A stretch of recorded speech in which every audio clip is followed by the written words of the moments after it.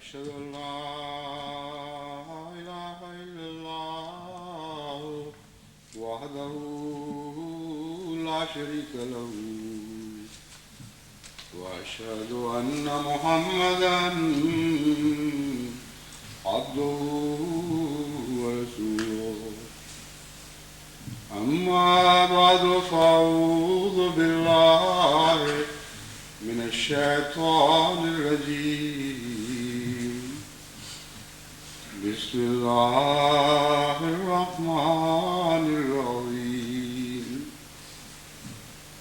الحمد لله رب العالمين الرحمن الرحيم مالك يوم الدين إياك نعبد وإياك نستعين اهدنا الصراط المستقيم صراط الذين أنعمت عليهم غير المغضوب عليهم ولا الضالين.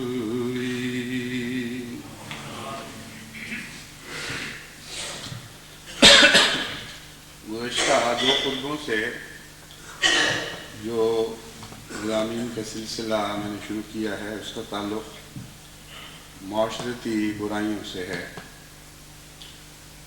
जैसा कि मैंने बयान किया था, माशरती बुराइयाँ माहौल में जब ऊंची सतह तक पहुंचती हैं तो उनका दरमियान में ऐसे खित्तों से ताल्लुक़ पैदा हो जाता है जो उन बुराइयों से आ रही हों। जब सतह बुलंद होती है तो फिर उछल उछल कर पानी किनारों से ऐसी जगह में भी गिरता है जो उससे पहले पानी से महफूज थी। इसी तरह दर्जा हरारत का हाल है। ये कुदरती अवामिल हैं जिनके ख़िलाफ़ बेदार मग़ज़ी से होशियार रहते हुए इंसदादी कार्रवाइयाँ करते रहना चाहिए। معاشرتی برائیاں جو آج دنیا میں پھیل رہی ہیں یہ یوں تو بہت کثرت سے ہیں اور ہر ایک کا نام لے کر اس کا تفصیلی ذکر یہاں نہیں کیا جا سکتا۔ مشرق میں بھی یہ برائیاں ہیں اور مغرب میں بھی، لیکن نوعیتیں حالات کے مطابق بدل جاتی ہیں۔ بعض چیزیں جو یہاں برائیاں سمجھی جاتی ہیں وہ وہاں نسبتاً کم برائی سمجھی جاتی ہیں، بعض چیزیں جو وہاں برائیاں سمجھی جاتی ہیں یہاں کوئی بھی ان چیزوں کو برائی کے طور پر نہیں دیکھتا۔ مثلاً جھوٹ ہے، ابھی تک اس معاشرے میں جھوٹ کے خلاف ایک نفرت موجود ہے اور جھوٹ بالعموم اس معاشرے میں نہیں بولا جاتا۔ تو تیسری دنیا کے ممالک میں، جن میں بدقسمتی سے ہندوستان اور پاکستان بھی شامل ہیں، جھوٹ ایک روزمرہ کی عادت بن چکا ہے، ایک ایسی روزمرہ کی عادت جس کو کوئی نفرت کی نگاہ سے نہیں دیکھتا، گویا کہ ایک معاشرے کا طبی حصہ بن چکا ہے۔ اس کے برعکس بعض ایسی برائیاں ہیں جو یہاں چونکہ اس کثرت سے پیدا ہو چکی ہیں اور بہت آگے بڑھ گئی ہیں کہ ان کو اب برائیاں سمجھا نہیں جاتا۔ جنسی بے راہ روی ہے اور مرد اور عورت کا بے تکلف اور بے روک ٹوک اختلاط ہے، اس سے ملتی جلتی، اس سے تعلق رکھنے والی اور بہت سی باتیں ہیں۔ شراب نوشی ہے، یہ سارے امور ایسے ہیں جو اس معاشرے میں جو مغرب کا معاشرہ کہلاتا ہے، اس میں برائی کے طور پر نہ سمجھے جاتے ہیں، یہ باتیں نہ برائی سمجھی جاتی ہیں، نہ ان کے خلاف کسی تحریک کی ضرورت پیش آتی ہے۔ اس کی وجہ یہ ہے کہ یہ برائیاں بڑی دیر سے اس معاشرے میں قائم ہو کر آگے بچے دے چکی ہیں، اور ان برائیوں کے بچے ان برائیوں سے بہت زیادہ خوفناک صورتیں اختیار کر چکے ہیں، اس لیے ان کو وہ انتہائی صورت برائی کے طور پر دکھائی دیتی ہے جو ان برائیوں کی آخری شکلیں ہیں۔ لیکن ہمارے معاشرے میں یہ چیزیں ابھی نفوذ پکڑ رہی ہیں، اور اس لیے ابھی تک باوجود اس کے کہ اب حالت بعض علاقوں میں بہت خراب ہو چکی ہے، پھر بھی یہ برائیاں ہی سمجھی جاتی ہیں۔ سب سے اہم بات اس سلسلے میں یہ بتانے والی ہے کہ جماعت احمدیہ کو ان برائیوں کے انسداد کے لیے قائم کیا گیا ہے، اور جب تک ہم اس معاملے میں ایک جارحانہ رویہ اختیار نہ کریں، ہم اپنے آپ کو ان برائیوں سے بچا نہیں سکتے۔ جارحانہ رویہ اختیار کرنے کے متعلق میں نے اس سے پہلے 1-2 سال قبل بعض خطبوں میں جماعت کو نصیحت کی تھی کہ برائیوں کے خلاف جہاد صرف اندرونی طور پر نہیں ہونا چاہیے، بلکہ ماحول کی برائیاں دور کرنے کی کوشش بھی ضروری ہے۔ اگر آپ ماحول کی برائیوں سے غافل ہو جائیں اور یہ سمجھیں کہ غیر ان بیماریوں میں مبتلا ہیں، تو یہ طریق عمل خودکشی کے مترادف ہوگا۔ جب تک ہم اس نظر سے معاشرے کی برائیوں کو نہ دیکھیں کہ یہ بدیاں دور کرنا ہمارا کام ہے، خواہ اپنوں میں ہوں یا غیروں میں ہیں، ہم اس مقصد کے لیے پیدا کیے گئے ہیں کہ ہم نے برائیوں کو دور کرنا ہے، اس وقت تک ان بدیوں سے ہم خود بھی محفوظ نہیں رہ سکتے۔ اس مضمون پر میں احادیث نبوی کی روشنی میں پہلے تفصیل سے روشنی ڈال چکا ہوں۔ آج میں خاص طور پر بعض برائیوں کا ذکر کر کے بتانا چاہتا ہوں کہ جہاں تک میرا علم ہے یہ برائیاں احمدی معاشرے میں بھی نفوذ پکڑ گئی ہیں، نفوذ پا چکی ہیں اور سرعت کے ساتھ داخل ہو رہی ہیں۔ جو خبریں پاکستان سے ملتی ہیں ان سے پتہ چلتا ہے کہ شہروں میں تو اس پہلو سے بعض جگہ یورپ کی سی کیفیت پیدا ہو گئی ہے۔ بعض امیر حلقوں میں یہاں تک بات آگے بڑھ گئی ہے کہ باقی ملک جن کو برائیاں نہیں سمجھتا، बुराइयां समझता है, उन हलकों में अब वो बुराइयों के तौर पर देखी नहीं जाती, क्योंकि उनके साथ उन बुराइयों से मेल जोल हो गया है, बेतकल्लुफ़ी हो गई है। अब वो गैर दिखाई नहीं देती, वो मुआशरे का जुज़ बनती चली जा रही है। इस पहलू से अहमदी हलकों में खुसूसियत से ये फ़िक्र करनी चाहिए कि हम कब तक इन जजीरों की सूरत में, इन इलाकों में रहकर इनसे महफूज रह सकते हैं। जब तक, जैसा कि मैंने कहा है, जारहाना इक़दाम न करें और तमाम मुआशरे में बतौर मुज़क्किर इन बुराइयों के ख़िलाफ़ आम नसीहत न शुरू कर दें, उस वक्त तक दर हकीकत हम अपने आप को इन बदियों से बचा नहीं सकते। हम ये नहीं कर रहे।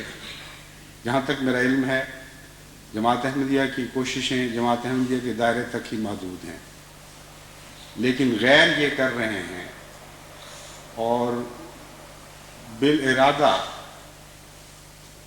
स्कीमें बनाकर जमात अहमदिया के नौजवानों में बदियाँ दाखिल करने की कोशिशें हो रही हैं। सबसे ज़्यादा रब्वा को इस साजिश का निशाना बनाया जा रहा है। जहाँ तक मुझे इत्तलाएँ मिलती हैं, और ये इत्तलाएँ सिर्फ जमात अहमदिया की तरफ से नहीं बल्कि बाहर से भी मिलती हैं। जब मैं रब्वा पाकिस्तान से रुखसत होकर यहाँ आया, उसके बाद बाकायदा साजिश के तौर पर बड़ी सतह पर ऐसी स्कीमें तैयार की गई कि जिनके नतीजे में रब्वा में बाज़ बदियाँ दाखिल करने की अमलन कोशिश शुरू हो गई। क्योंकि बरवक्त हमें इन बातों का इल्म हो गया, इसलिए दिफाई कोशिशें भी साथ जारी रहीं, लेकिन जो लोग मुनज़्ज़म तरीक़ पर और पैसे की मदद के साथ और हुकूमत की सरपरस्ती में इस किस्म के इक़दामात करते हैं, उनके ज़राए बहुत वसी होते हैं। और चूँकि बाज़ बुराइयाँ ऐसी हैं जो तभी कमज़ोरी के तौर पर बड़ी जल्दी इंसानी आदतों में राह पा जाती हैं, इसलिए जहाँ तक ज़ाहिरी मुकाबले का ताल्लुक़ है, जिसे कहते हैं ऑड्स हमारे ख़िलाफ़ हैं और उनको इस मामले में बहुत सी फ़ौक़ियत हासिल है। नेकी पैदा करना अपहिल टास्क कहलाता है, यानी जिस तरह ऊंची सतह की तरफ चढ़ना और कोशिश करना बहुत मेहनत चाहता है और हिम्मत चाहता है और सब्र चाहता है, उसके बरक्स नीचे की तरफ बहना एक तभी अमर है और उसके लिए किसी गैर मामूली जिद्दोजहद की ज़रूरत नहीं। लेकिन अगर मंसूबे बनाकर नीचे की तरफ रुख करने की कोशिश की जाए तो जाहिर बात है कि तमाम अवामिल इस कोशिश को कामयाब बनाने में मददगार होंगे। बस इस पहलू से हमारा काम बहुत मुश्किल हो जाता है, लेकिन बहरहाल हमने ये करना है और हर कीमत पर अपने नौजवानों को इन बदियों से बचाने की कोशिश करनी है। जो बदियाँ बिलखुसूस इस वक्त मुझे राह पाती हुई दिखाई देती हैं, उनमें आवारगी सबसे पहली चीज़ है। आवारगी से मुराद है अपने ज़हन को बाज़ अय्याशियों के लिए आमादा कर लेना और इजाज़त दे देना और फिर उन अय्याशियों की तलाश में सरगर्दां फिरना। हमारे मुल्क में ये बीमारी खुसूसियत के साथ पाई जाती है, इसलिए कि वहाँ बद इरादे के बावजूद अय्याशी के ज़रिए इतनी आसानी से मुयस्सर नहीं है। मगरबी ममालिक में बद इरादे के साथ ही अय्याशी के ज़राए भी निस्बतन आसानी से मुयस्सर आ जाते हैं। इसलिए जिस चीज़ को हम अपनी ज़ुबान में आवारगी समझते हैं, वो वहाँ और माने रखती है और यहाँ और माने रखती है। वहाँ आवारगी इस तरह दिखाई देगी कि नौजवानों की टोलियाँ آپ کو بے مقصد بے وجہ بازاروں میں اور پبلک جگہوں میں گھومتی پھرتی دکھائی دیں گی، اور باوجود اس کے کہ ان کا کوئی خاص ارادہ کہیں ڈاکہ ڈالنے کا نہیں ہوتا، کسی لڑکی کو چھیڑنے کا نہیں ہوتا، لیکن ایک اندرونی بے چینی ان کے اندر دکھائی دیتی ہے۔ وہ چاہتے ہیں کہ کچھ ان کو ملے، وہ چاہتے ہیں کسی طرح وہ کوئی تسکین حاصل کریں، اس لیے وہ آپس میں خوشگپیاں کرتے ہوئے ایک دوسرے کو بعض ایسے دلچسپ فرضی یا حقیقی واقعات سناتے ہوئے جن سے طبیعتیں خاص طرف میلان اختیار کر لیں، بعض قسم کی خواہشیں بیدار ہوں اور زیادہ طبیعت میں جوش مارنے لگیں، ایسے قصے کرتے ہوئے وہ پھرتے رہتے ہیں۔ اور جب یہ گروہ زیادہ قوت پکڑ جاتے ہیں پھر دوسرے واقعات بھی شروع ہو جاتے ہیں، پھر آوازیں کسنا گزرتی ہوئی بچیوں کے اوپر، یا اس سے بڑھ کر بعض اور غلط منصوبے بنا کر ان پر عمل درآمد بھی شروع ہو جاتا ہے۔ تو آوارگی ایک ایسی چیز ہے جو ایک بیدار مغز انسان کو صاف سڑکوں پر کھلی کھلی دکھائی دے دیتی ہے، سوائے اس کے کہ کوئی اپنی آنکھیں بند کرے ارادتاً۔ یہ ایسی بیماری نہیں ہے جو دکھائی نہ دے اور سمجھ نہ آ سکے، اگرچہ اس پر معین ہاتھ نہیں ڈالا جا سکتا۔ امور عامہ یہ نہیں کہہ سکتی کہ آپ یہاں کیوں پھر رہے ہیں، لڑکے کہیں گے ہاں ہم پھر رہے ہیں، آپ کو اس سے کیا؟ مگر سمجھنے والا انسان سمجھتا ہے کہ معاشرے میں ایک بے چینی پیدا ہو گئی ہے، ایک لذت کی تلاش ہے، ایک تسکین کی جستجو لگ گئی ہے جو ان نوجوانوں کو میسر نہیں آ رہی۔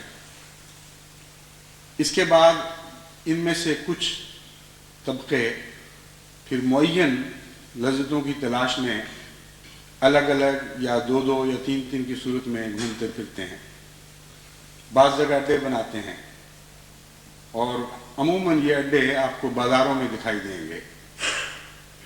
حضرت صلی اللہ علیہ وآلہ وسلم نے جو بازاروں کے خلاف نفرت کا اظہار فرمایا وہ دراصل اسی وجہ سے ہے۔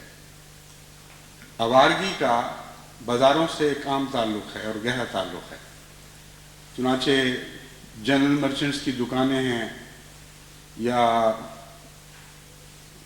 ویڈیوز بیچنے والی یا کسیٹس بیچنے والی دکانیں ہیں یا تصویریں اتارنے والی دکانیں ہیں یا ریسٹورانٹس ہیں، ان سب جگہوں میں پھر عموماً یہ لوگ راہ پا کر وہاں موقع کی تلاش میں رہتے ہیں تاکہ کوئی اور بگڑا ہوا مزاج اگر وہاں ہاتھ آ جائے تو اس کے ذریعے پھر اپنے بد تعلقات کو آگے بڑھائیں۔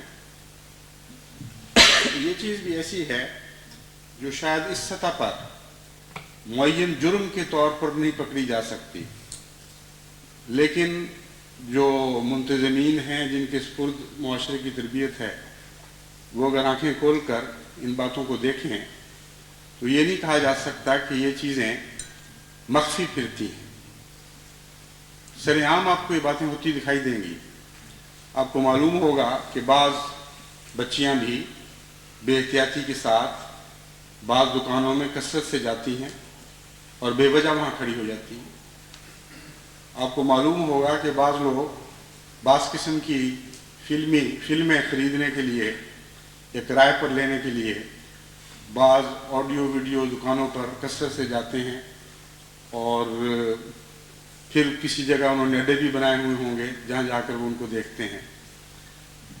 اسی طرح اور بہت سی باتیں وہ سطح سے نیچے چلتی ہیں لیکن ان کی علامتیں سطح سے باہر پھر رہی ہوتی ہیں، اور یہ ہو نہیں سکتا کہ ایک سمجھدار انسان ان باتوں کو دیکھ کر معلوم نہ کر سکے کہ کیا ہو رہا ہے۔ جب اس سے نظر غافل ہو جاتی ہے تو پھر یہ بیماریاں اور رخ اختیار کر لیتی ہیں۔ ایسے لوگوں میں ڈرگ ایڈکشن کے پھیلانے کے احتمالات بہت زیادہ پیدا ہو جاتے ہیں۔ اگر تو طبی طور پر یہ عوامل آگے بڑھ رہے ہوں تو اس میں وقت لگتا ہے اور تیزی کے ساتھ معاشرہ خراب نہیں ہوتا، لیکن اگر اس صورتحال پر بعض فتنہ پرداز گہری نظر رکھتے ہوئے ان برائیوں کو بیرونی مدد دے کر آگے بڑھانے کی کوشش کریں تو پھر خطرہ پیدا ہو جاتا ہے کہ معاشرہ بڑی تیزی سے ان بدیوں کے شکار ہو جائے۔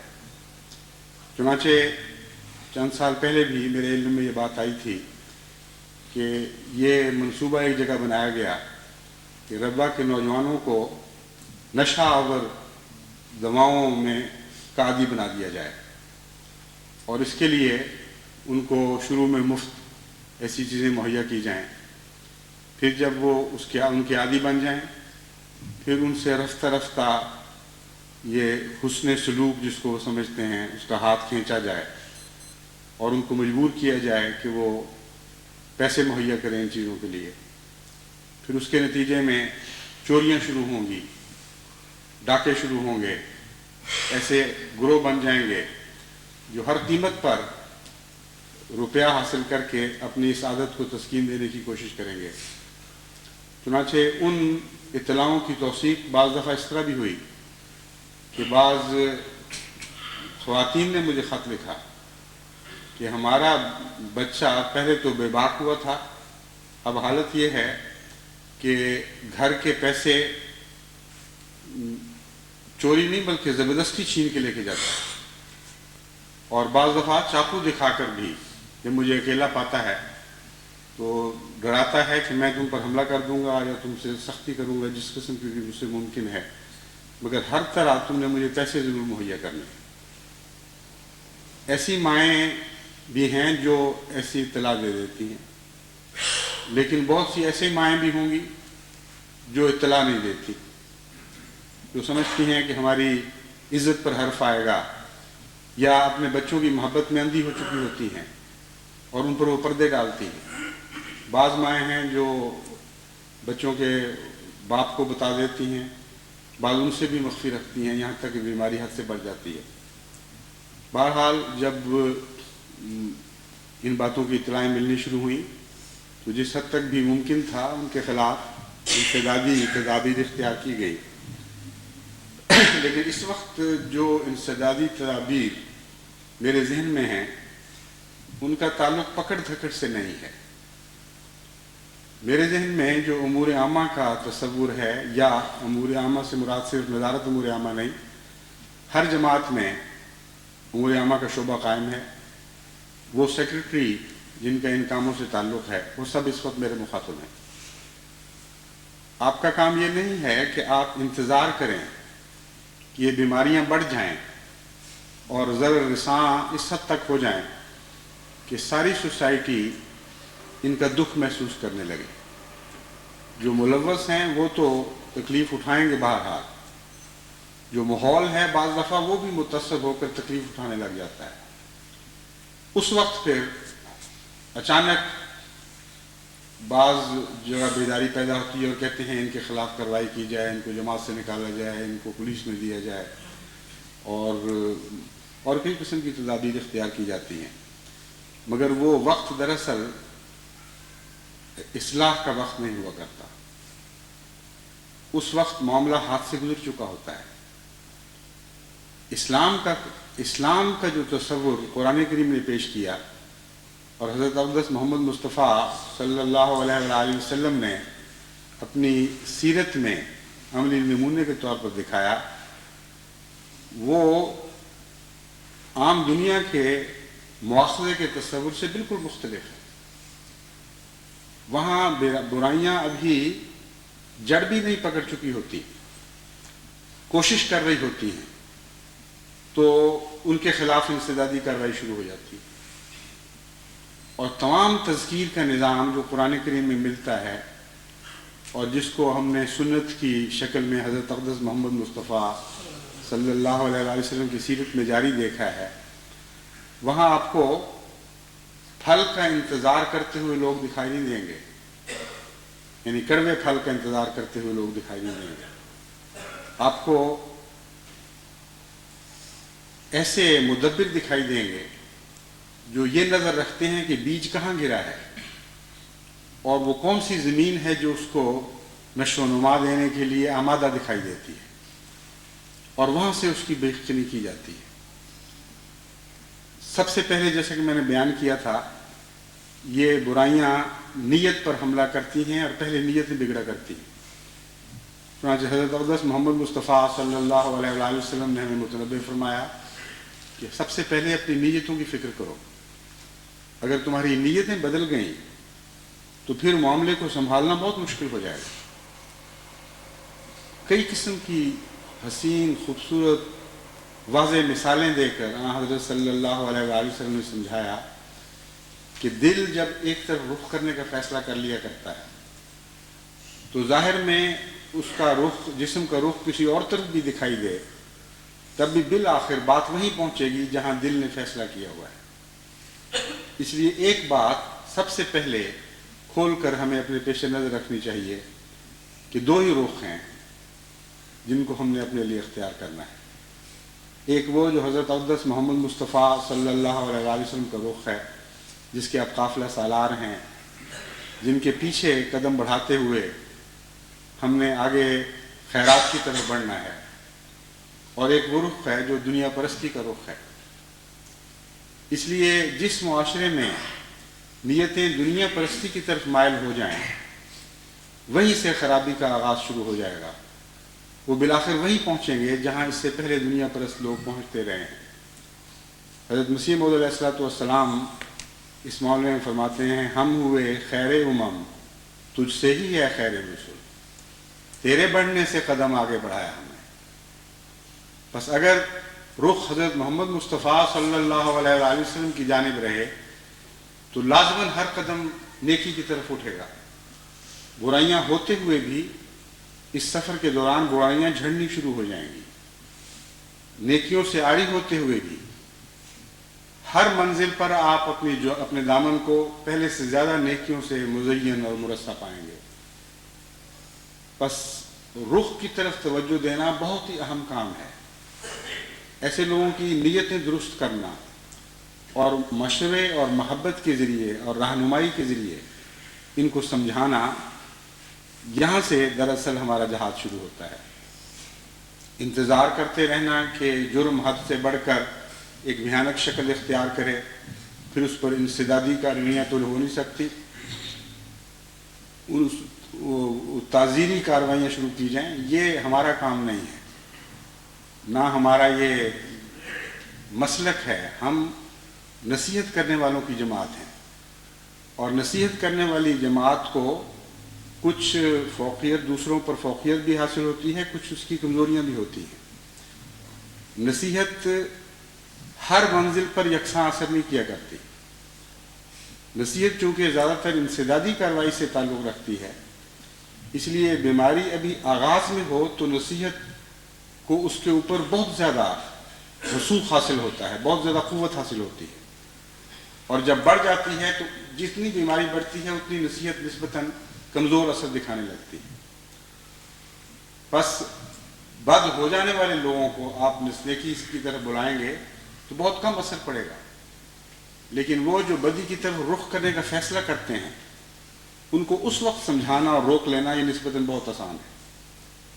इसलिए शुरू से ही इन अमूर की तरफ तवज्जो ज़रूरी है और फिर उस तरीक़ पर तवज्जो चाहिए जिसको जो तरीक़ कुरान करीम ने बयान फरमाया है। अल्लाह ताला फरमाता है, इन्नल हसनात युज़हिब्न सय्यात, फिर फरमाया इदफ़ा बिल्लती है आसन, फिर फरमाया इदफ़ा बिल्लती है आसन सय्या, कि देखो हसनात नेकियों को हसनात बदियों को दूर कर दिया करती। फिर फरमाया नेकियों के ज़रिए मुकाबला करो, फिर फरमाया नेकियों के ज़रिए बदियों का मुकाबला करो। हसनात से क्या मुराद है, ये एक बहुत ही हसीन लफ्ज़ है और बहुत ही वसी माने रखता है। इस मज़मून में सबसे पहले तो ये बात दाखिल है कि आप बदियों का मुकाबला दरिश्ती और सख्ती से नहीं कर सकते, बल्कि हुस्न के साथ कर सकते हैं। آپ کے اندر کشش ہوگی تو بدیوں کا مقابلہ کر سکیں گے. آپ کے اندر اگر تیزی اور مزاج میں سختی ہوگی، آپ کے مزاج میں اگر تیزی اور سختی ہوگی اور خشونت پائی جائے گی تو آپ در حقیقت مذکر بننے کے اہل نہیں رہتے. اس لیے جب آپ ان معاشرتی بدیوں کو دیکھتے ہیں تو سب سے پہلے اپنی نیت کو درست کریں اور اپنی نیت میں حسن پیدا کریں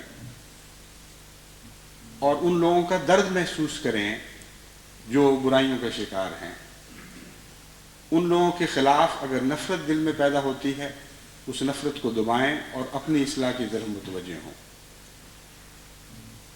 اپنا ذہن اپنے دماغ کے محدود دائرے سے نکال کر دوسرے کے دماغ کے دائرے میں داخل کرنے کی کوشش کریں اور سوچیں کہ وہ کیوں یہ کر رہا ہے، کیا عوامل ہیں جس نے ان چیزوں کو ان باتوں پر اس کو مجبور کر دیا ہے.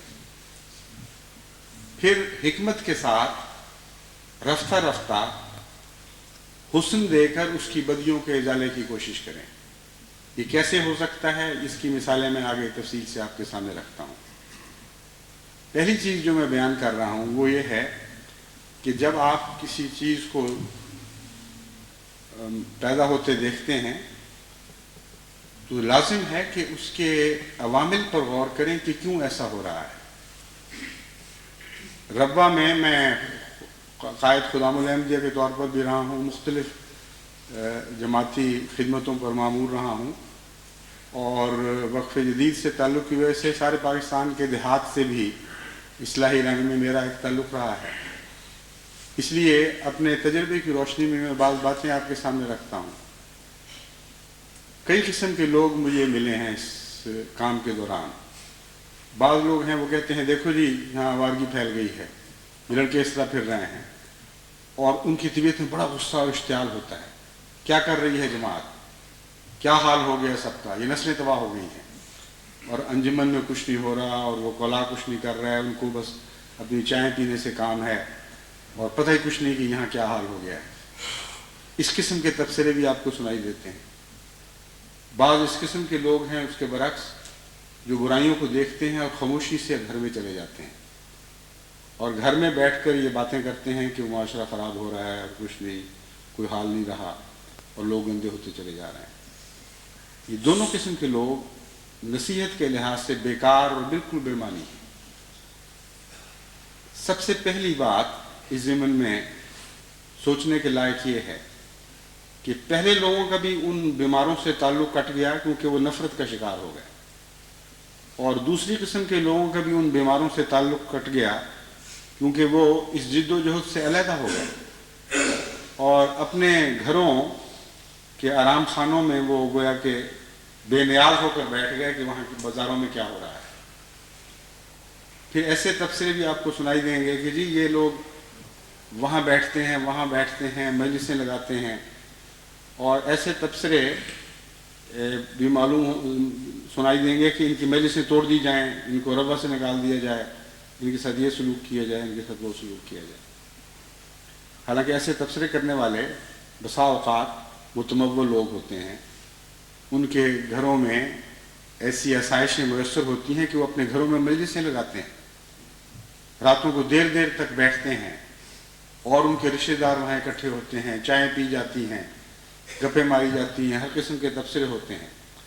ان کو وہ اپنی حالت دکھائی نہیں دے رہی ہوتی اور بازار میں کچھ غریب نوجوان دکھائی دے رہے ہوتے ہیں جو ان کے نزدیک نہایت آوارہ اور غیر ذمہ دار اور بے راہ رو ہیں. ان کا کوئی حق نہیں کہ اکٹھے بیٹھیں کہیں.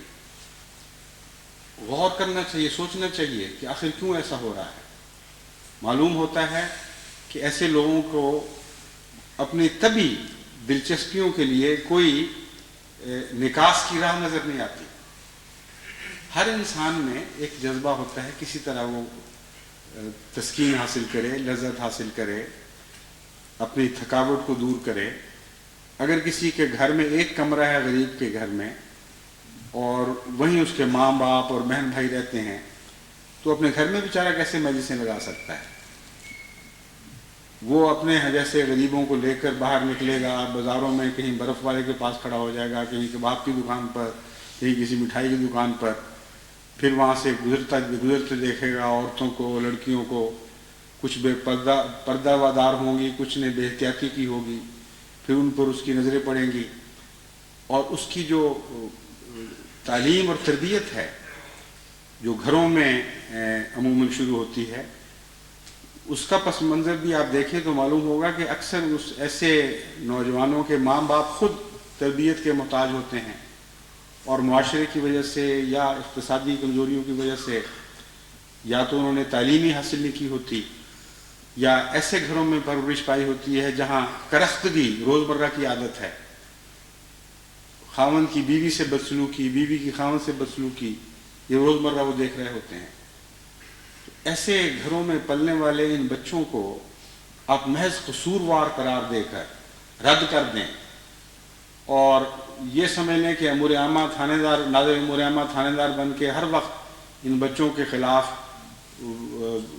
کارروائیاں کرتا رہے گا، یا ان کو خدام الحمدیہ پکڑ کے بدنی سزائیں دے گی، یا اور کئی قسم کی ان کے خلاف تعزیری کارروائیاں کی جائیں گی، یہ درست بات نہیں ہے۔ آپ کی سوچ ہی بگڑی ہوئی ہے اس صورت میں۔ اصلاح ہمدردی اور حسن سے پیدا ہوتی ہے، قرآن کریم نے یہ فرمایا ہے۔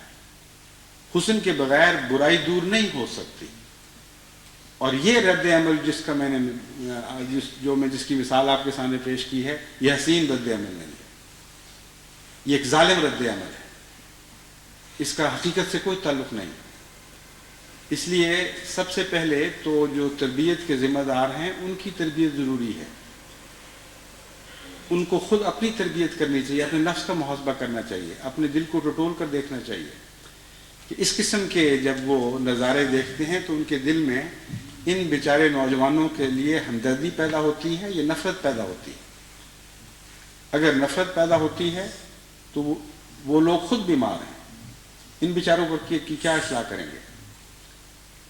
پھر جب آپ دیکھتے ہیں کہ بعض لوگ ویڈیوز لے کے جاتے ہیں ہندوستان کے گانوں کی فلمیں یا یورپ کی بعض فلمیں، اور اکٹھے ہو کر کہیں دیکھتے ہیں تو بعض لوگوں کو آگ لگ جاتی ہے، کس قدر تباہی پھیل گئی ہے، اڈے بنے ہوئے ہیں، امور عامہ کچھ نہیں کر رہی، خدام الحمدیہ کچھ نہیں کر رہی، انصار اللہ کچھ نہیں کر رہا، صدران محلہ بے پرواہ ہیں۔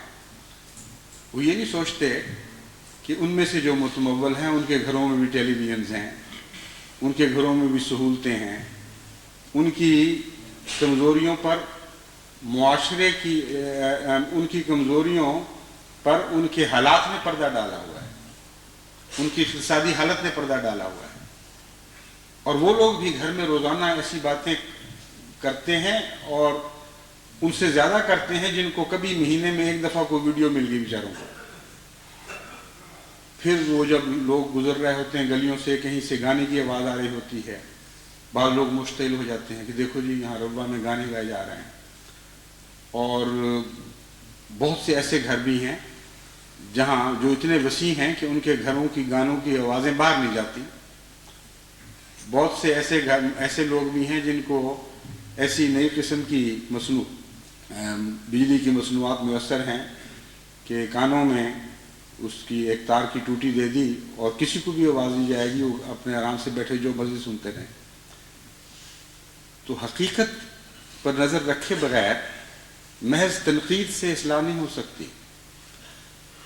یہ ٹھیک ہے کہ گانوں کے اوپر کسی زمانے میں جماعت میں بہت سختی ہوا کرتی تھی، اور بعض لوگ ان میں سے ایسے ہیں جن کو قادیان کے وہ زمانے یاد آ جاتے ہیں۔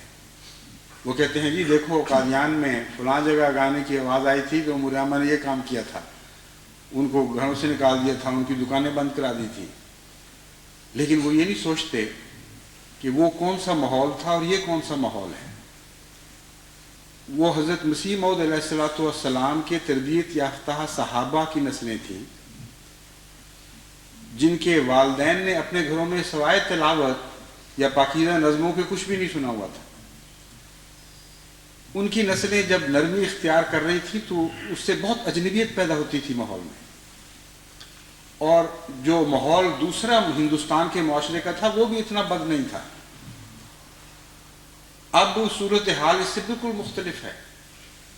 ان میں سے بہت سے جو نوجوان آج ہمارے شہروں میں یا محلوں میں آباد ہیں جو احمدی بھی ہیں، ان میں سے بھاری اکثریت ایسی ہے جنہوں نے اعلیٰ بزرگوں کی تربیت حاصل نہیں کی.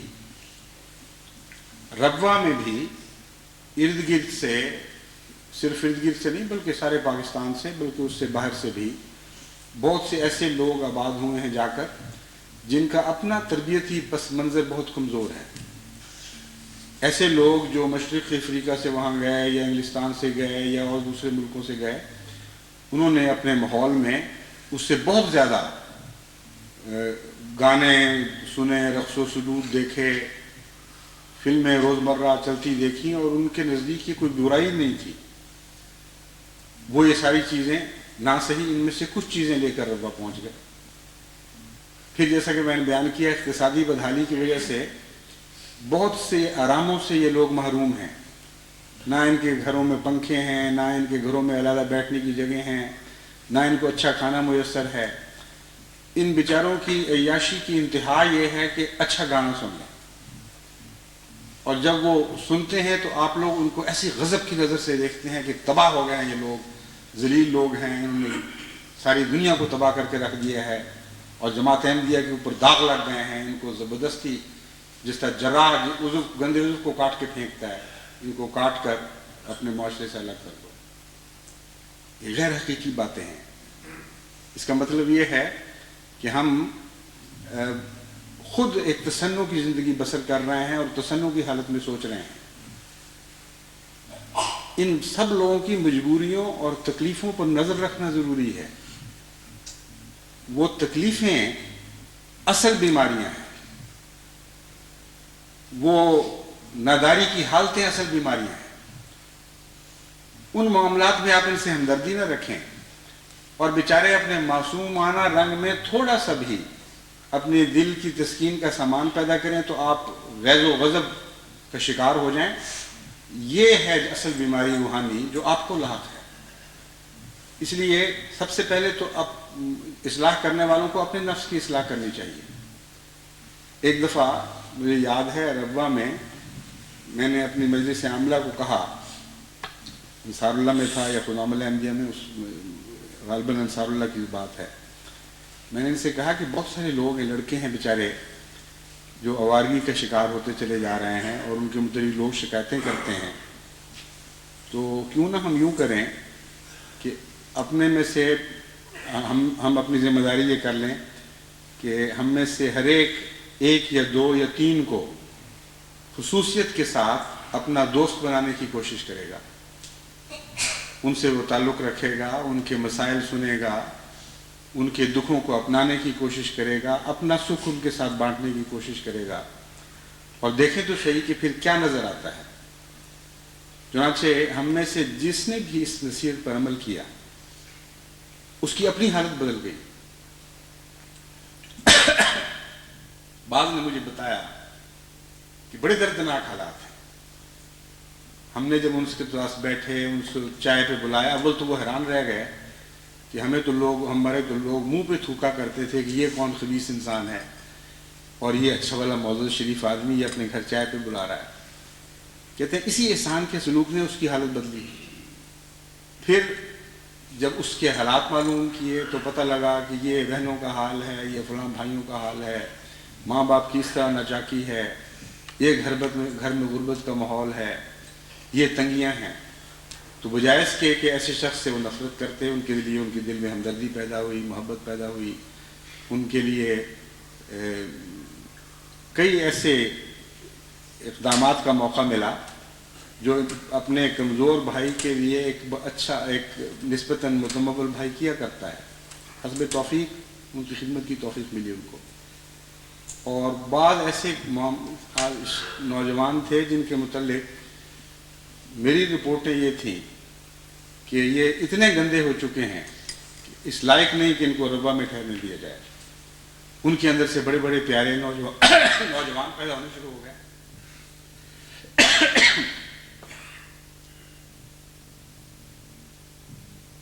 بس اصلاح کا جو منبع ہے وہ آپ کا دل ہے.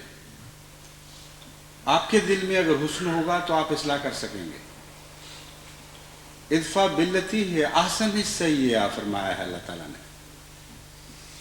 سختی کے ذریعے بدی کو روکنے کا کہیں کوئی حکم نہیں ملتا. ہاں حسن کے ذریعے برائی روکنے کا حکم ہے. حضرت اقدس محمد مصطفیٰ صلی اللہ علیہ وآلہ وسلم حسن کی آماجگاہ تھے. ایک حسن کا ٹھاٹھے مارتا ہوا سمندر تھا جس کو وہ خدا نے یہ طاقت ودیت کی تھی کہ ہر بدی پر اپنی حسن کی موجوں کے ذریعے غالب آ جائے. بس ہم نے اگر حضرت محمد مصطفیٰ صلی اللہ علیہ وآلہ وسلم کا رخ اختیار کرنا ہے تو خیر امم بننا ہمارے مقدر میں ہے. ہم لازماً خیر امم بنیں گے اور اس سنت کی برکت سے ہم برائیوں پر غلبہ پا جائیں گے. لیکن اگر سنت مغرب کی اختیار کریں یا دنیا داروں کی اختیار کریں اور دعوے یہ کریں کہ ہم نے برائیوں کا قلع کما کرنا ہے تو ایک جھوٹی بات ہے. ایک حمقاء کی جنت ہے جس میں آپ بستے ہیں. اس لیے ان چیزوں کی طرف حکمت سے توجہ کریں اور مزید معلوم کریں کہ وہ کون سے عوامل ہیں جو ان نسلوں کو تباہ کر رہے ہیں اور ان عوامل کو دور کرنے یا اچھے عوامل کے ذریعے ان کو ریپلیس کرنے یعنی ان کو رفتہ رفتہ اس طرح دور کرنے کی توفیق پائیں کہ اچھی چیز دیں تب بری چیز باہر نکلے. خالی برائیوں کو دور کرنے کا تو کوئی تصور قرآن کریم میں نہیں ہے. خلاؤں کو بھرنے کا تصور ہے, خلا پیدا کرنے کا کوئی تصور نہیں, اور نہ خلا ہوا کرتا ہے دنیا میں. حقیقت میں بدی ہے وہ تب جگہ چھوڑے گی اگر کوئی اور طاقتور چیز اس کی جگہ داخل ہو جائے گی اور اس کو دھکیل کر باہر نکال دے گی. اور قرآن کریم فرماتا ہے ان الحسنات یذہبن السیئات. حسن میں یہ طاقت ہے اور حسین چیزوں میں یہ طاقت ہے کہ وہ بدیوں کو دھکیل کر باہر نکال دے. اس لیے آپ کو ایسی طاقتور خوبیاں اپنے اندر پیدا کرنی ہوں گی اور ایسے طاقتور حسین ذرائع اختیار کرنے ہوں گے جن کے ذریعے بدیاں لازماً ان جگہوں کو چھوڑ جائیں جہاں آپ کا حسن داخل ہونا شروع ہو جائے. اس سلسلے میں نے کئی قسم کے معاملات پر یعنی کئی قسم کی بدیوں پر غور کیا. مثلاً گانا بجانا اور اس قسم کی چیزیں ہیں. آپ ساری دنیا میں یہ بات دیکھیں گے, صرف یہ مشرق کی بات نہیں, پاکستان کی بات نہیں, ربا کی بات نہیں, کہ رفتہ رفتہ مذاق بدل رہے ہیں اور مذاق زیادہ مادہ پرستی کی طرف مائل ہو رہے ہیں. ایک زمانہ تھا جبکہ ایک شاعر کا کلام ایک انسان کے دل میں وہ جذبات انگیخت کر دیا کرتا تھا جو اب عام نغمے بھی نہیں کرتے بلکہ اس کے لیے پاپ میوزک کی ضرورت پیش آتی ہے. مذاق بگڑے ہیں رفتہ رفتہ اور مادیت کی طرف زیادہ میلان ہوتا چلا گیا ہے. مذاق اگر لطیف ہوں تو ایک اچھا کلام, ایک اچھا ادب پارا انسان کے دل میں اور دماغ میں ایسے تموج پیدا کر دیتا ہے کہ دنیا میں جو عام میوزک کے شیدائی ہیں, نغموں کے شیدائی ہیں, وہ ان لذتوں کا تصور بھی نہیں کر سکتے. اس لیے مذاق کی صحت کی طرف اور درستی کی طرف توجہ بہت ضروری ہے. اگر آپ جائزہ لیں گے پاکستان کا مثلا خصوصیت سے تو آپ وہاں بھی یہ محسوس کریں گے کہ پرانی نسلوں کا ادبی معیار بلند تر تھا. جو پہلے زمانے کے لوگ تھے یا بچے پڑھا کرتے تھے ان کے اسکولوں میں بھی اور اسکولوں سے باہر بھی ایک ادبی ذوق شوق کی باتیں ہوا کرتی تھیں. ادبی ذوق شوق کا ماحول تھا اور شعر و شاعری کا ماحول تھا. وہ شعر و شاعری اس زمانے میں بعض نیک لوگوں کو بہت ہی بری لگا کرتی تھی. وہ سمجھتے تھے لڑکے تباہ ہو رہے ہیں شعر و شاعری کی وجہ سے. لیکن آج کے ماحول میں اگر دیکھیں تو وہ شعر و شاعری کے ماحول میں پڑھنے والے لوگ یہ پاک میوزک کے شیدائیوں کو پاگل سمجھتے ہیں اور سمجھتے ہیں یہ تباہ ہو رہے ہیں. تو یہ نسبتی چیزیں ہیں اور ان کے عوامل پر آپ غور کریں تو آخری تان اس بات پر ٹوٹے گی کہ معاشرے کا مذاق بعض مطالبے کرتا ہے. اگر آپ نے مذاق کی اصلاح نہ کی اور مطالبوں کی راہ میں کھڑے ہو گئے تو آپ کبھی کامیاب نہیں ہو سکتے. مذاق بلند کریں اور مذاق کے مطالبے پورے کریں، یہ دو چیزیں اکٹھی ہونا ضروری ہے. اب آپ یہاں انگلستان کے معاشرے کو دیکھ لیں، اس کا مقابلہ آج سے 40-50 سال پہلے سے کریں تو آپ کو معلوم ہوگا کہ بھاری تعداد انگریزوں کی اس زمانے میں کتابیں پڑھنے کی عادی ہوتی تھی، اور ان کا جو سکون کا تصور تھا وہ یہ تھا کہ شخص جب وقت ملتا ہے کتاب لے کر الگ بیٹھ جائے، اور اگر شعروں کا شوق ہے تو شعروں کی کتاب لے لی، ادب کا شوق ہے تو ادب کی، ناول کا شوق ہے تو ناول اٹھا لیے، لیکن پڑھنے میں لذت حاصل کرتا تھا. اب ایک بھاری فیصد تعداد ان لوگوں کی ایسی ہے جو صرف ٹیلی ویژن دیکھ کر لذت یابی کرتی ہے، اور وہ لوگ جو باہر نہیں نکل سکتے، جو گھروں میں بیٹھتے ہیں، اب وہ زیادہ تر پڑھنے کی بجائے وہ ٹیلی ویژن کا سوئچ آن کیا اور بیٹھے نظارے دیکھتے رہتے ہیں. پھر جس قسم کی تربیت ٹیلی ویژن کی کرتی ہے ان کی اس کے ساتھ ساتھ ہوتی چلی جاتی ہے. جو لوگ ادبی ذوق کی پرورش، ادبی ماحول کی پیداوار ہیں، ان کے دلوں کی لذت کا مقابلہ اگر آپ ان لوگوں کی دلوں کی لذت سے کریں جو پاپ میوزک کی پیداوار ہے، تو کوئی یہ نہیں کہہ سکتا کہ پاپ میوزک والے زیادہ لذت اٹھا رہے ہیں. لذتوں کی نوعیت میں فرق پڑ جاتا ہے، لیکن جس قسم کا ذوق ہے اس ذوق کو پورا کرنا ہی دراصل لذت ہے. تو اگر ہماری نسلیں بیمار ہو رہی ہیں تو ان کے مذاق کو درست کرنے، ان کے ذوق کو درست کرنے کی طرف توجہ بڑی ضروری ہے، اور اس کے لیے بہت سے اقدامات کیے جا سکتے ہیں. یہ کہہ دینا کہ وہ آپ ان کے گانے بند کر دیں گے زبردستی اور گلیوں میں آوازیں بند ہو جائیں گی، اس سے بیماری دور ہو جائے گی، یہ پاگل پن ہے. بیمار چیخیں مارتے ہوئے بیمار کے اوپر آپ لحاف ڈال دیں اور چیخیں آنی بند ہو جائیں، اس کو تو علاج نہیں کہا جاتا. تکلیف دور کرنا ضروری ہے. اس لیے بہتر مذاق پیدا کرنا نہایت اہم کام ہے. اس کے لیے میں نے بہت سے ذرائع سوچے ہیں، ان کے متعلق انشاءاللہ میں ہدایتیں جاری کروں گا. بہرحال کام ایسا ہے جو وقت چاہتا ہے، لیکن شروع بہرحال ہونا چاہیے، اور ایسا کام ہے جس میں معاشرے کے ہر طبقے تک پہنچ کر اس کے ذوق کی اصلاح اور بہتر ذوق پیدا کر کے اس کے ذوق کی طلب کو پورا کرنے کے سامان کرنا، یہ دراصل اصلاحی کارروائی ہے. اب ہم شعر و ادب کی بات کر رہے تھے. ایک زمانہ تھا قادیان میں، مجھے یاد ہے، جبکہ چھوٹے چھوٹے بچے بھی شعروں کی کاپیاں بنایا کرتے تھے، اور اس زمانے میں غزلیں ان کاپیوں میں لکھنا یا محبت کے اشعار لکھنا اگر جرم نہیں سمجھا جاتا تھا تو رستے سے ذرا ہٹی ہوئی بات ضرور معلوم ہوتی تھی. اس لیے ایسے نوجوان اپنی کاپیاں بعض دفعہ چھپا کے رکھا کرتے تھے کہ بزرگوں کو نظر نہ آ جائیں کہیں کہ ہم نے کیا لکھا ہوا ہے. اور مجھے یاد ہے ایک دفعہ ایک میرے کلاس میں بیٹھے ہوئے طالب علم کی کاپی تھی، اس کو میں نے اٹھا کے دیکھا، میرا خیال تھا شاید اس میں کلاس کی باتیں ہوں گی، تو اس پر ایک شعر تھا، اس کا ایک مصرع تھا: شعروں کے انتخاب نے رسوا کیا مجھے، کہ میں کہاں پکڑا جانا تھا، مجھے لوگوں کو کیا پتہ لگتا کہ میرے دل میں کیا باتیں ہیں، لیکن جو شعروں کا انتخاب میرا نظر آ گیا لوگوں کو، اس نے مجھے رسوا کر دیا. اس زمانے وہ معصوم زمانہ تھا، یہ حال تھا.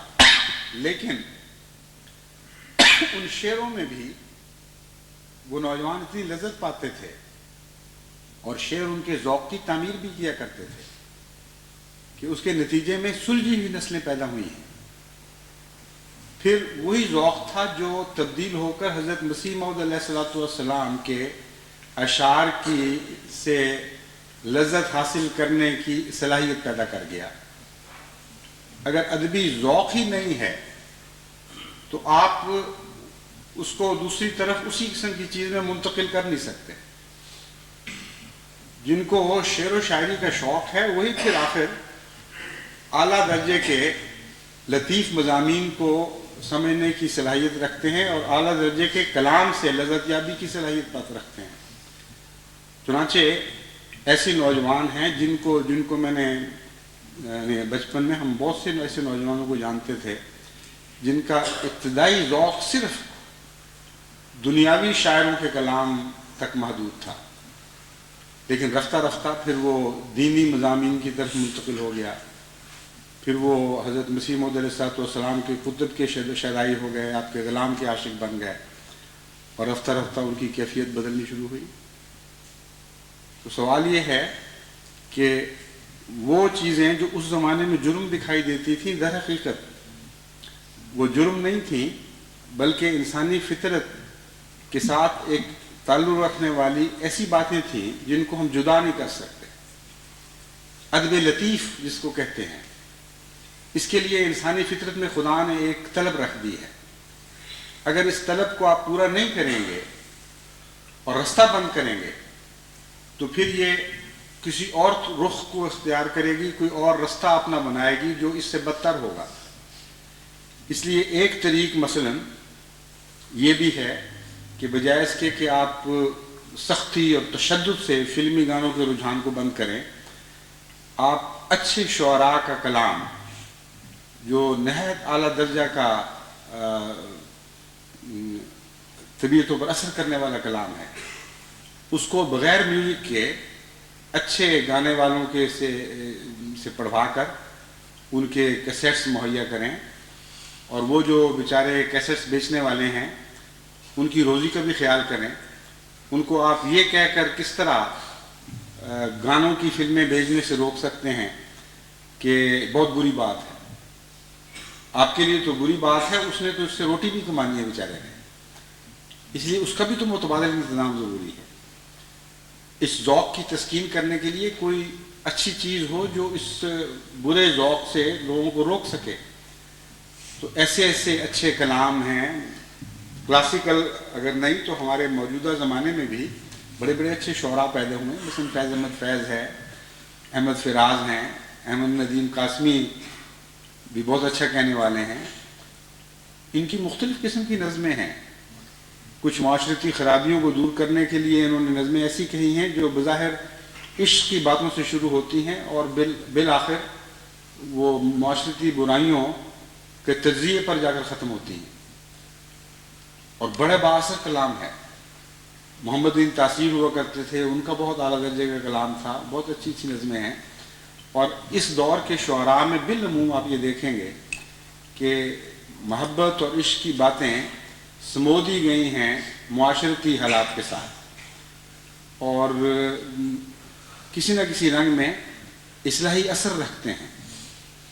تو ان کی نظمیں ہیں، ان کو ان کی ریکارڈنگ کر کے اگر مہیا کریں اور نوجوانوں میں یہ شوق پیدا کریں کہ فلمی گانوں کی بجائے ان کی طرف متوجہ ہوں۔ اور اس قسم کی اور بہت سی باتیں ہیں جن کے تفصیل میں یہاں جانے کا وقت نہیں ہے، مگر میرا مطلب یہ ہے کہ تعمیری کام ہے۔ تقریب کو آپ تقریب کے ذریعے ختم نہیں کر سکتے، تقریب کو تعمیری پروگراموں کے ذریعے آپ ختم کر سکتے ہیں۔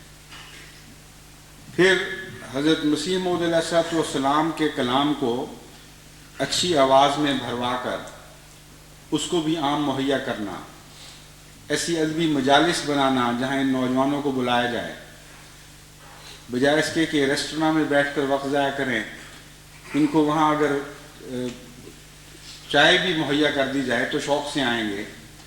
وہاں ان کو علم و ادب کی مجالس کا ذوق پیدا کیا جائے، ان کے اندر علم و ادب کی مجالس کا ذوق پیدا کیا جائے، رفتہ رفتہ دین کی طرف متوجہ کیا جائے۔ پھر جہاں تک ویڈیوز کا تعلق ہے، اب جانتے ہیں کہ مغرب میں ایسی اعلیٰ درجے کی سائنسی اور معلوماتی ویڈیوز مہیا ہوتی ہیں کہ جن کو دیکھنا یوں محسوس نہیں ہوتا کہ انسان کچھ پڑھائی کر رہا ہے یا محنت کر رہا ہے، بلکہ علم اس طرح آپ کے دل میں داخل ہو رہا ہوتا ہے جیسے آپ ایک پیاسے آدمی کو کوئی بہت ہی اچھا ٹھنڈا میٹھا مشروب ملتا ہو۔ اس کے ساتھ انہوں نے لذت شامل کر دی ہے۔ ان قوموں کی جو خرابیاں ہیں، ان خرابیوں سے بھی بعض دفعہ حسن پیدا ہوئے ہیں، کیونکہ ان لوگوں نے آہستہ آہستہ اپنے آپ کو عیاشی کا عادی بنا لیا ہے۔ اس لیے یہ راز سمجھ گئے ہیں کہ جب تک کسی چیز میں لذت نہ ہو اس وقت تک ہمارے نوجوان اس کو حاصل نہیں کریں گے۔ چنانچہ انہوں نے علم کو بھی سجا کر پیش کرنا شروع کیا ہوا ہے۔ اوپن یونیورسٹی کے پروگرام آپ دیکھیں، وہ سارے پروگرام ویسے تعلیمی اور تدریسی ہیں مگر نہایت دلچسپ، اور سوائے اس کے کہ وقت کی مجبوری ہو، ایک دفعہ انسان اس کو شروع کر دے تو چھوڑنے کو دل نہیں چاہتا۔ تو ربوہ کو یا پاکستان کے دوسرے شہروں میں بسنے والے احمدیوں کو ان کی طرف کیوں مائل نہیں کرتے؟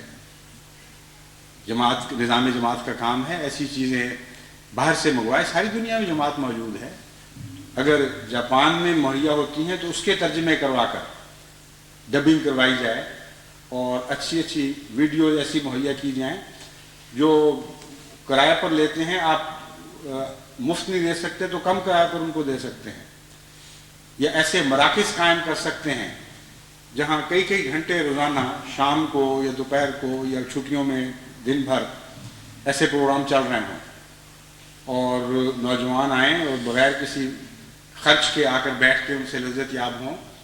وہاں ایسے اساتذہ بھی ہوں جو سمجھائیں کہ یہ کیا ہو رہا ہے۔ مثلاً یہ جو فلمیں ہیں سمندر کی زندگی کی اور پرندوں کی زندگی، حیوانات کی مختلف شکلیں، ایکو سسٹم ہے دنیا میں وہ کس طرح چل رہا ہے، کائنات کیا چیز ہے، ان سب امور پر اتنی دلچسپ ویڈیوز موجود ہیں کہ اگر آپ یہ جائزہ لیں تو آپ یہ سن کر حیران ہوں گے کہ یہ علمی ویڈیوز جو پاپ میوزک کی ویڈیوز ہیں ان سے زیادہ دنیا میں فروخت ہوئی ہیں۔ اب کارل ساگون یا سیگون ہیں، انہوں نے یونیورس کے اوپر فلمیں بنائی تھیں۔ ایک یہ نوبل laureate بڑے بھاری سائنسدان ہیں، ان کی مدد سے کسی ویڈیو کمپنی نے ویڈیوز بنائی اور انہوں نے بیسٹ سیلرز کا ساری دنیا کا ریکارڈ توڑ دیا۔ اس لیے نہیں کہ لوگوں کو علم کا شوق تھا زیادہ، اس لیے کہ نہایت ہی دلچسپ طریق پر وہ معلومات پیش کی گئی تھیں، اور دیکھتے دیکھتے وہ کارل ساگون بھی دنیا لاکھوں $1,000 یا شاید اس سے بھی زیادہ کما گئے، جو ان کا خفیف سا حصہ تھا اس میں۔ تو عقل سے کام لینا چاہیے۔ لذت پانے کی خواہش کو کچل کر کس طرح آپ بدیوں کو دور کر سکتے ہیں؟ آپ نہیں کر سکتے۔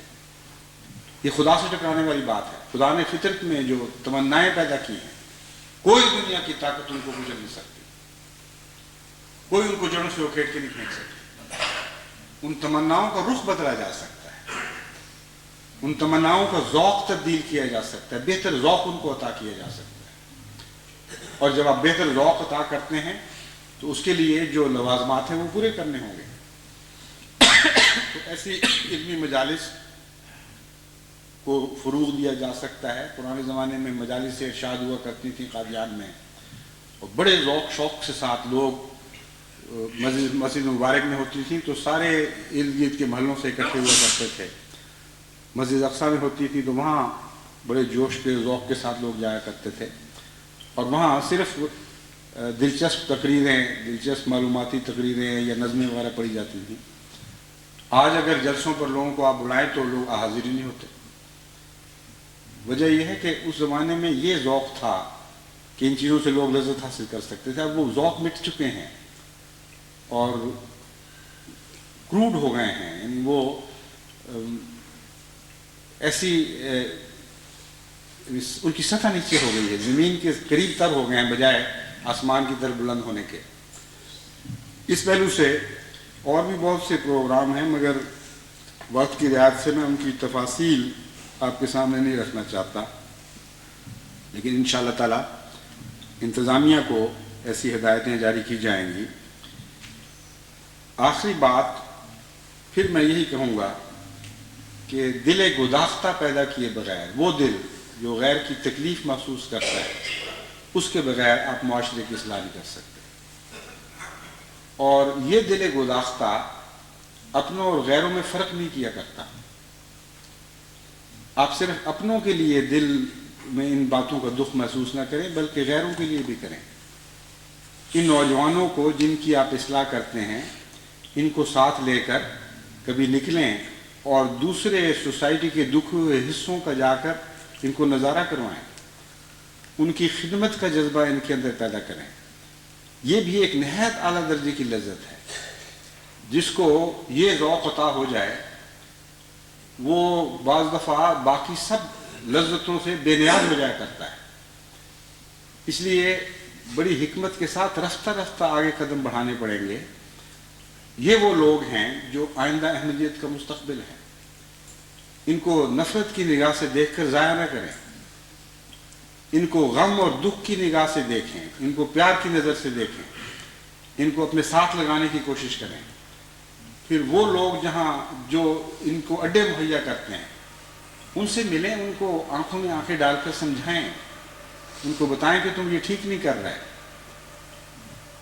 इनको इनके बिगड़े हुए मिजाजों की इस्लाह की तरफ तवज्जो करो, बजाय इसके कि इनके बिगड़े हुए मिजाजों को बदतर करने में इनकी मदद करो।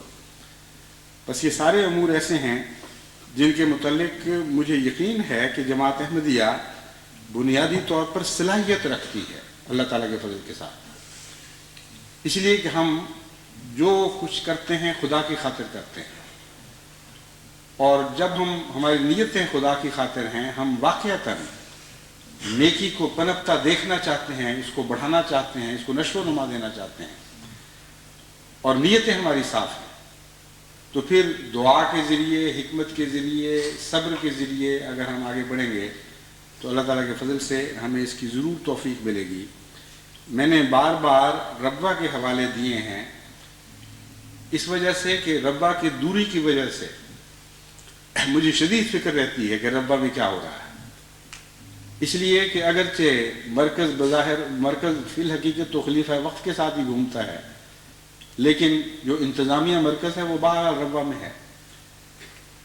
रब्बा के ऊपर अगर खुदा न खास्ता बुराइयों ने हमला कर दिया और वहाँ की हमारी नौजवान नस्लें ख़राब हुई, तो इसका सारी दुनिया की अहमदी जमातों पर बुरा असर पड़ेगा। इसलिए बहुत ही अहमियत रखता है ये मुकाम। ख़ास तौर पर बार बार मैंने उसका जिक्र इसलिए किया, मगर ये मुराद नहीं है कि इंग्लिस्तान की जमात इन बुराइयों से महफूज है, या जर्मनी की जमात इन बुराइयों से महफूज है, या अमेरिका की जमात इन बुराइयों से महफूज है। वहाँ ये बुराइयाँ जितनी रब्बा में पाई जाती हैं इससे ज़्यादा पाई जाती हैं। लेकिन अगर रब्बा वाली बुराइयाँ सिर्फ यहाँ पाई जाएँ तो आपको बुराई दिखाई नहीं देगी, क्योंकि आप दूसरे मुआशरे में रह रहे हैं। यहाँ आप समझेंगे बड़ा ही शरीफ नौजवान है, वो सिर्फ गाने सुनता है, बाहर नहीं निकलता, डांस करने नहीं जाता, शराब नहीं पीता, वो और कई किस्म के बदकाम नहीं कर रहा, ड्रग का आदी नहीं है, तो आप तो उसको एक बड़ा मुत्तकी और बुजुर्ग समझ रहे होंगे, जिस बेचारे को वहाँ नहायत ही जलील और रुस्वा और गंदा इंसान समझा जाता है। तो मुआशरे के फ़र्क के साथ बुराइयों के तस्वुर भी बदल जाते हैं। आपको और किस्म के ख़तरात हैं, अमेरिका को और किस्म के ख़तरात हैं, हर मुल्क में ये ख़तरात बहरहाल हैं, और सारी दुनिया की जमातों की इंतज़ामिया को इन ख़तरात का तज्ज़िया करके हस्बे हाल मुनासिब कार्रवाइयों की तरफ तवज्जो करनी चाहिए। इन सारे उमूर के साथ दुआ को हमेशा याद रखें। मैं फिर भी याद कराऊंगा, खुसूसियत से इसका जिक्र आप सब पे करूँगा, लेकिन ये याद रखें कि हमारी कोई कोशिश भी बरकत हासिल नहीं कर सकती जब तक दुआ के ज़रिए हम इन कोशिशों को सैराब न करें। हमारी कोशिशें शजर तैयबा हैं, और हर दरख्त पानी का मुहताज हुआ करता है। शजर तैयबा खुसूसियत के साथ आसमानी पानी का मुहताज होता है, जो दुआ के ज़रिए मुयस्सर आया करता है। अल्लाह ताला हमें तौफ़ीक़ अता फ़रमाए कि इस अज़ीम जिद्दोजहद का हम हक़ अदा कर सकें।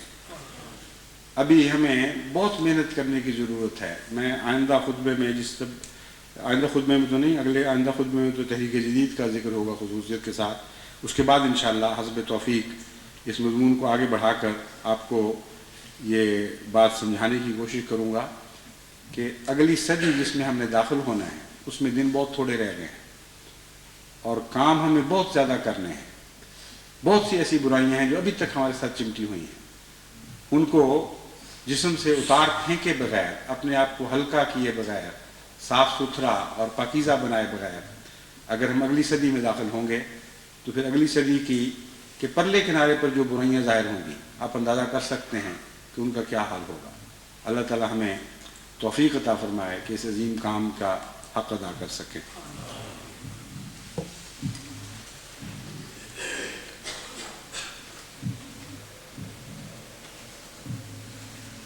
नमाज़ें जमा होंगी और जब तक सर्दियों की औक़ात हैं जिनमें जुमे के वक्त का अख्तिताम असर से मिल जाता है, उस वक्त तक जुमे के साथ हस्ब साबिक़ नमाज असर जमा हुआ करेगी। बार बार इसके ऐलान की ज़रूरत नहीं।